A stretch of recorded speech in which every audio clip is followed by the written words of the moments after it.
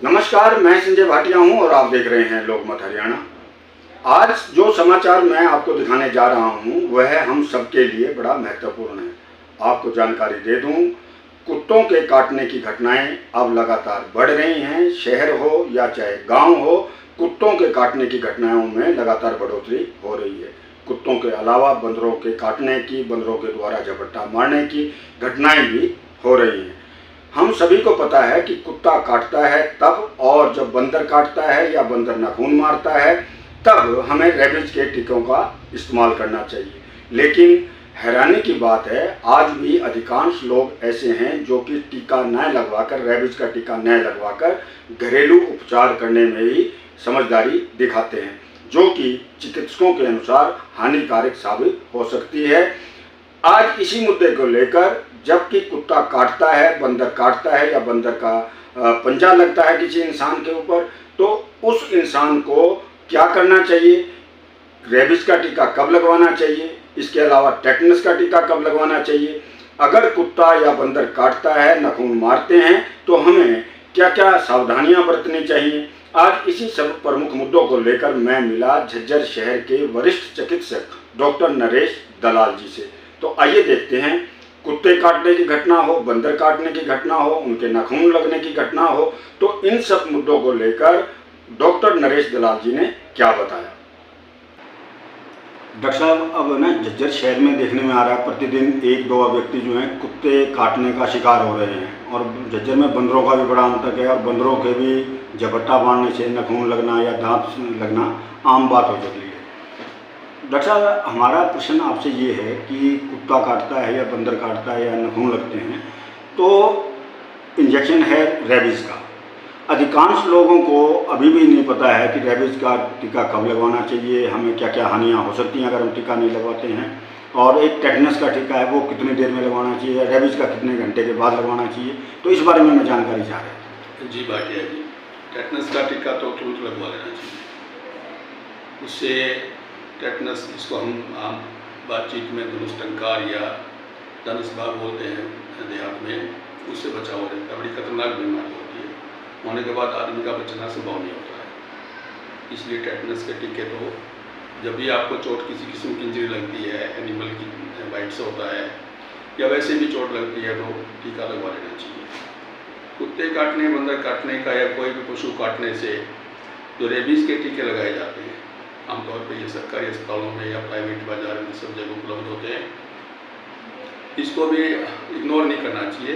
24 घंटे के अंदर अंदर पहले टीका लगवा लेना चाहिए और पूरा कोर्स भी कर लेना चाहिए।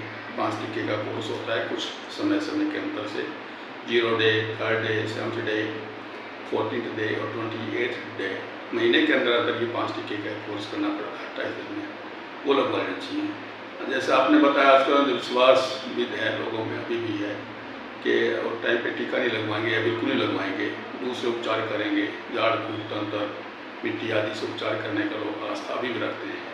बड़ी विचित्र सी बात है, साइंस के ज़माने में जब विज्ञान में इतनी सारी तरक्की हो चुकी है, इतनी सारी जानकारियाँ हैं, उसके बावजूद भी लोग आस्था और अंधविश्वास में फंसे हैं। ये तो बड़ा दुर्भाग्य की बात है। इससे बाहर लोगों को निकलना चाहिए, तभी जीवन बचेगा। जीवन बहुत कीमती होता है, अमूल्य है, इसकी रक्षा की जानी चाहिए। जीवन होगा तो सारे कार्य होंगे, शरीर होगा तो सारे कार्य होंगे, नहीं तो हम किसी भी कार्य में सफल नहीं हो पाएंगे। इसलिए सावधानी से टीके का लगवा लेना चाहिए। अच्छा डॉक्टर साहब, एक ये कैसे पता चले कि कुत्ता पागल है या कुत्ता साधारण है। कई बार घरों के जो पालतू कुत्ते हैं या जो गलियों में घूमते हैं वो कुत्ते हैं, और उनमें कुछ पागल भी हो सकते हैं, तो उसके कैसे पता चले हमें।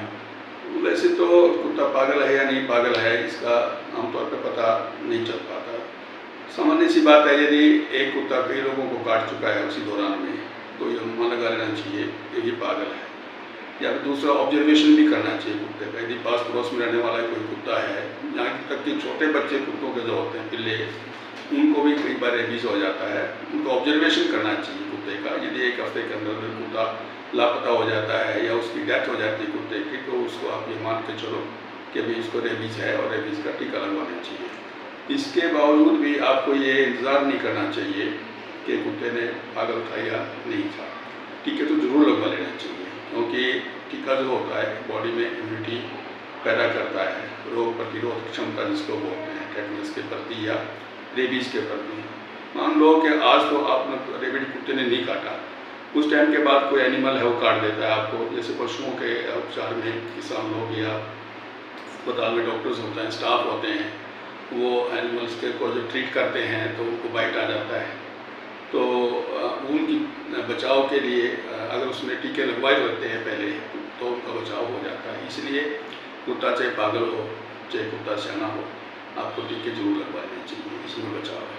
अभी डॉक्टर साहब हमने अंधविश्वास की बात की कि लोग अभी भी आज के ज़माने में भी विज्ञान के ज़माने में भी पट्टियों का सहारा लेते हैं, सरसों का तेल लगा लिया, लाल मिर्च लगा ली। तो ये मैंने परसों भी देखा कि आदमी, मैंने उनको वैसे सलाह भी दी कि भी आप रेबीज लगवा लीजिए, बोला नहीं अब ये लाल मिर्च और तेल बांध लिया है। तो ऐसे लोगों को आप क्या कहना चाहेंगे, क्या संदेश देना चाहेंगे? बहुत अधिकांश लोग ऐसे हैं। जी, यही कहना रहता है कि भाई अब ज़माना साइंस का है, इसलिए साइंस के अनुसार हिसाब से जैसे चिकित्सक लोग बताते हैं उसके हिसाब से स्वास्थ्य के नियमों का पालन करना चाहिए। अंधविश्वास में नहीं पड़ना चाहिए। अंधविश्वास की कोई एविडेंस गारंटी तो है नहीं। अब लोग बहुत घरेलू उपचार करते हैं, उसका कोई एविडेंस नहीं होता, प्रमाणिक नहीं होता वो, पर चलो परंपरा से चल रहा है, लोग चलाए रहे हैं उसको। तो यही बनता है कि भी लोग अपने स्वास्थ्य का ध्यान रखें और समय पर उपचार लें, उसमें बनाइए।